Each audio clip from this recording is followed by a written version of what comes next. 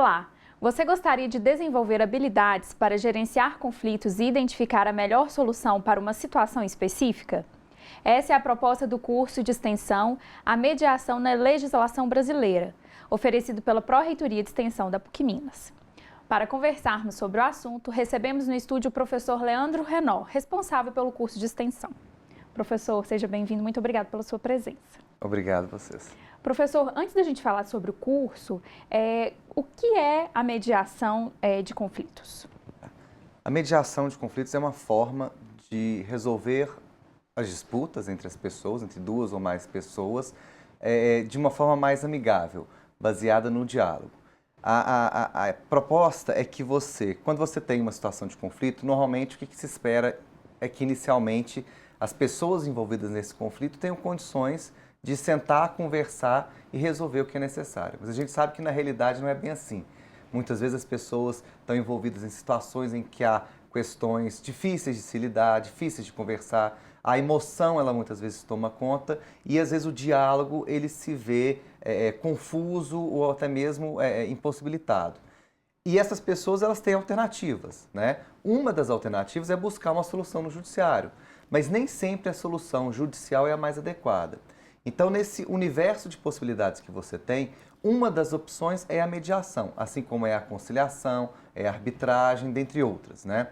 A mediação, ela tem como principal característica você buscar o auxílio de um terceiro, que é o mediador, que vai ter uma posição de imparcialidade, de distanciamento ali das partes envolvidas e das próprias questões que estão sendo colocadas, para ajudar essas partes a entenderem melhor o que está acontecendo e ver se elas conseguem enxergar a melhor solução.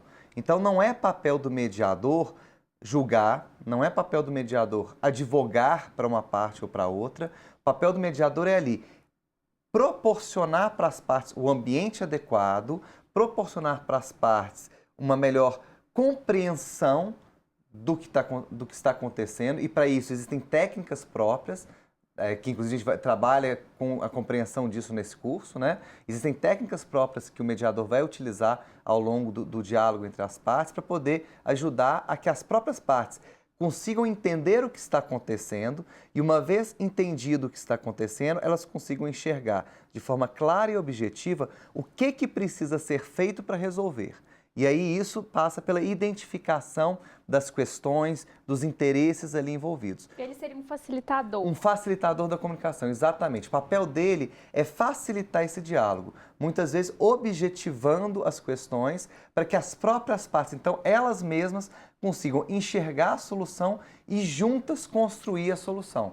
Então, é interessante a mediação porque não se propõe uma solução, não se impõe uma solução, que é o que acontece, por exemplo, no caso de uma decisão judicial, né? Que as partes trazem as suas questões, expõem os seus direitos, né? O que elas acham ser os seus direitos, mas a decisão final fica na mão de um terceiro, que é o juiz.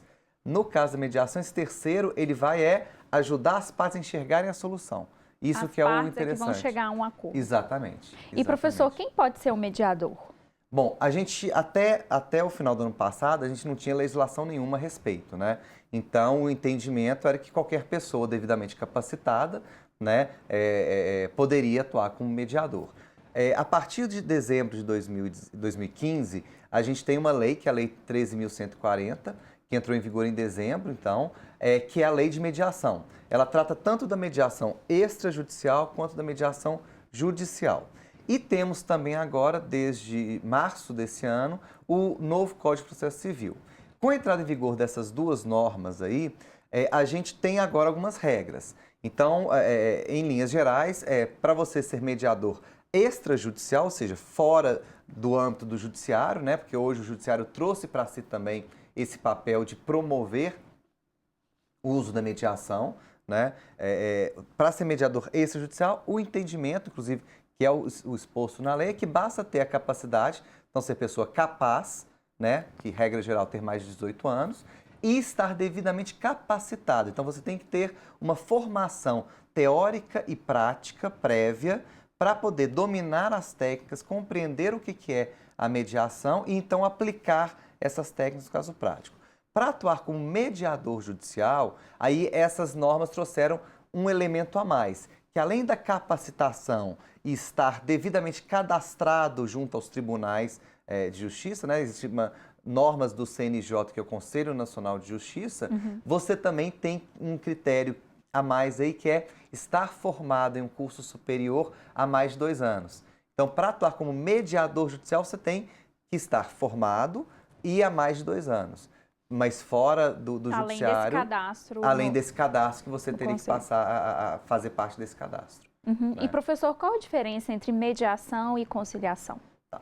Os dois métodos, eles partem da mesma origem, da mesma proposta, né? Tanto é que se você sai para fora do Brasil, né, tem determinados países que eles nem entendem a distinção. Né? A gente fala, por exemplo, em mediação nos Estados Unidos, e você conversa com profissionais que atuam lá e a forma como eles atuam, é tudo um pouco misturado do que a gente entende entre mediação e conciliação. Porque a proposta é a mesma. Você delegar para um terceiro apenas essa função de facilitador desse diálogo. A diferença que a gente encontra aqui no Brasil e que se ressalta muito é que há um pouco mais de limite na forma de atuação do mediador do que no caso do conciliador. O que eu quero dizer com isso?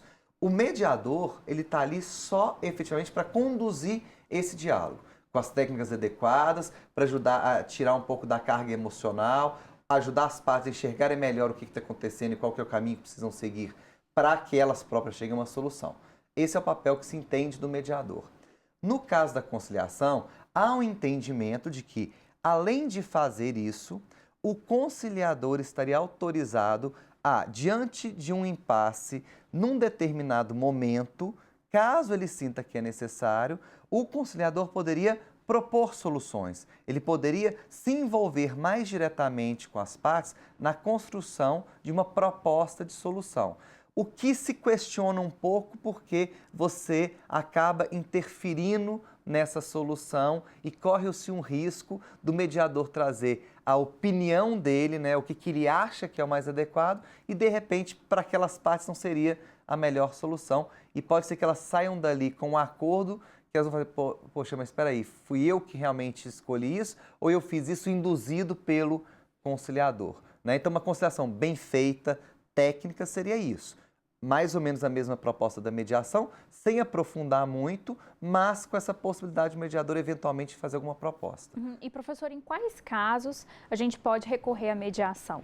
Tá. E aí até interessante porque eu complemento um pouco a questão da diferença da conciliação para mediação, que as pessoas ficam na dúvida, então o que eu faço com mediação, o que eu faço com conciliação? A gente costuma também ter uma outra forma de diferenciar os dois métodos para dizer o seguinte, olha, se eu percebo que eu tenho uma relação em que há um passado de relação entre essas pessoas, há uma perspectiva de futuro na continuidade dessa relação, a mediação é mais indicada do que a conciliação. Além disso, se eu percebo que, para além das questões que estão sendo demandadas, estão sendo declaradas, existem provavelmente ali outras questões subjacentes que não estão muito evidentes, a mediação é mais indicada. Né? A conciliação, ela seria para conflitos mais objetivos, em que não existam relações muito profundas para se discutir. Exemplo básico, uma relação de família, uma separação, uma guarda de filhos, uma pensão alimentícia. Queira ou não, aquela família, ela continuará sendo uma família, ainda que o casal esteja separado. Não vai mais haver ali uma relação de homem e mulher, mas vai haver uma relação de pai e mãe. Né? Uma sociedade empresária que se desfaz. Existe uma história entre esses sócios ali que precisa ser reconhecida e precisa ser respeitada para que essa dissolução ocorra de uma forma mais tranquila. Né? E provavelmente vão existir reflexos disso no futuro. Né? Definir quem vão ser os clientes que vão ficar com quem. Então você tem uma relação aí a mais para tratar. Duas pessoas que batem um carro. Eu nunca te vi, você nunca me viu, não vou te ver de novo. Não precisa de mediação porque não tem questões a mais para se aprofundar ali. É uma questão objetiva de quem bateu em quem, como que vai ficar a questão da indenização e pronto. Então a conciliação atenderia perfeitamente. Né? Então a gente consegue entender os objetivos de cada método esse tratamento mais superficial no caso da conciliação e um tratamento um pouco mais aprofundado no caso da mediação, fica fácil de entender talvez que tipo de conflito Essa vai para um lado ou para o outro. E professor, quem pode participar do curso de extensão à legislação, a mediação na legislação brasileira? A proposta do curso é geral, tanto é que ele vem com um projeto de extensão, com uma proposta de extensão, né? É para alunos do curso de Direito, do curso de Psicologia, Relações Internacionais, quaisquer áreas do conhecimento, sejam alunos da PUC, sejam pessoas de fora da PUC. Então é um curso aberto para toda a comunidade que tem interesse em conhecer um pouco mais sobre a mediação. E professor, quem quiser se inscrever, quem quiser mais informações sobre o curso, o que pode fazer? Tá, as informações para o curso estão disponíveis no site da PUC Minas, então é www.pucminas.br, entrar na página da extensão, né, você tem no alto os ícones das diversas modalidades, né, tem lá a extensão, e logo na página de entrada da extensão você já tem lá uma chamada para o curso A Mediação na Legislação Brasileira.